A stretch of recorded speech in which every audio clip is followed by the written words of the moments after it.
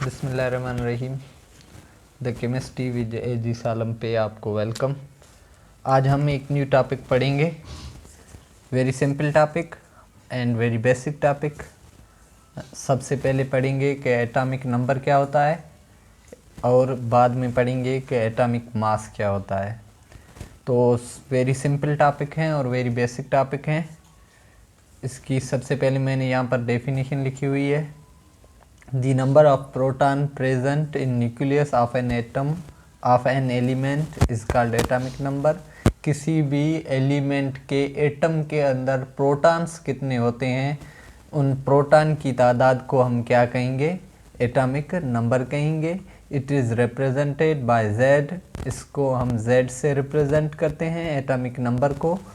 और all atom of an elements have same atomic number. किसी भी एलिमेंट के कितने भी एटम्स उठाएं आप, कहाँ से भी उठाएं, लेकिन उन सब एटम्स का एटॉमिक नंबर क्या होगा?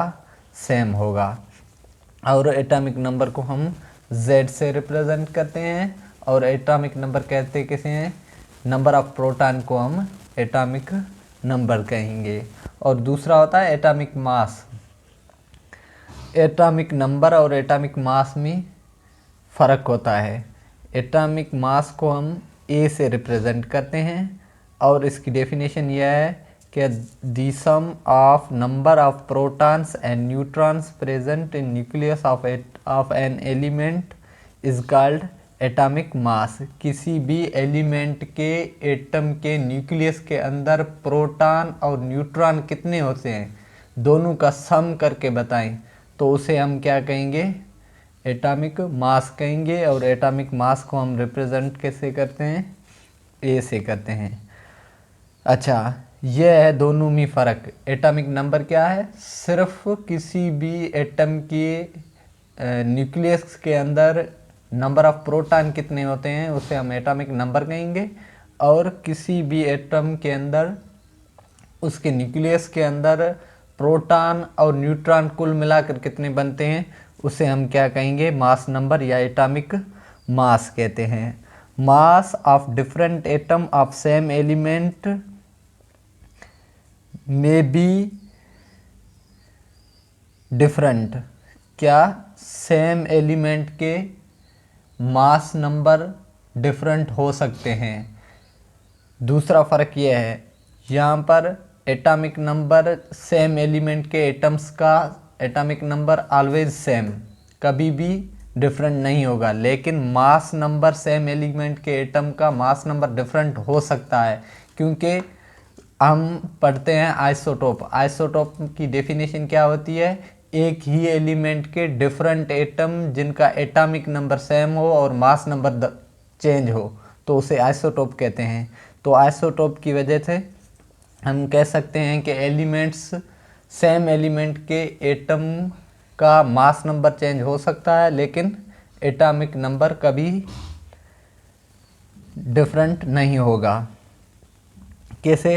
अब देखें, हाइड्रोजन सेम एलिमेंट है, इसका एटॉमिक नंबर देखें तो सारों का एक ही है, एक एक एक, लेकिन इनका मास नंबर डिफरेंट है। हाइड्रोजन प्रोटियम का 1 है, ड्यूटेरियम वाली का 2 है और ट्राइटियम वाली का 3 है।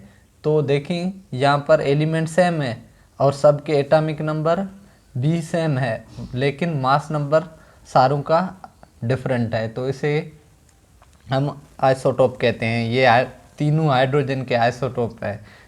जो हाइड्रोजन 1 है इसे प्रोटियम कहते हैं, हाइड्रोजन 1 2 है इसे हम प्रोटियम ड्यूटेरियम कहते हैं, और 1 3 है इसे हम ट्राइटियम कहते हैं। सही है, ये सारे हाइड्रोजन के आइसोटोप है।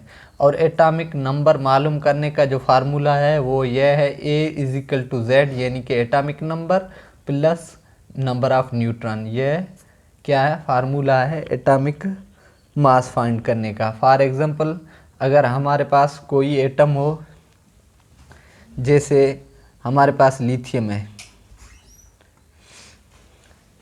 इस लिथियम का एटम हो, तो हमें कोई कहे कि इसका एटॉमिक मास फाइंड करो कितना है, उसमें हमें वो बता दे कि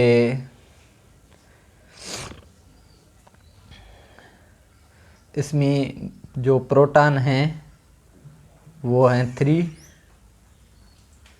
और कई न्यूट्रॉन हैं 4, तो इसका एटॉमिक मास क्या होगा। तो हम क्या करेंगे, हम सिंपली क्या करेंगे, एटॉमिक मास का फार्मूला लगाएंगे। Atomic mass is equal to Z plus neutron. तो एटॉमिक मास हमें फाइंड करना है, Z मतलब number of proton, atomic number, तो नंबर ऑफ प्रोटॉन या एटॉमिक नंबर यहाँ पर कितना है 3 है, तो Z की जगह पे 3 लिखेंगे प्लस सेम न्यूट्रॉन कितने हैं 4, तो न्यूटन की जगह पे 4 लिख देंगे, 3 और 4 7 हो जाएंगे, तो इसका एटॉमिक मास क्या हो गया 7 हो गया।